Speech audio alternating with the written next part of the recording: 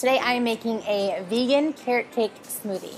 What I love about this smoothie is it's delicious, it's cold, it's refreshing, it's satisfying, it's got a kick of protein in it to carry me through my day.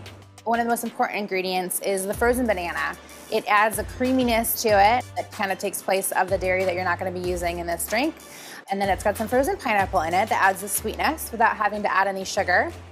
It has oats in there, which kind of makes it satiating. It adds that nice filling element to it.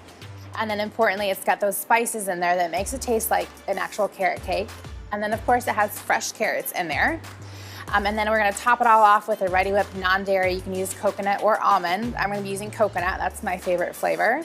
And then we're gonna top it all off with some David's pepitas, which kind of adds a little bit of extra protein and a nice crunch to it as well.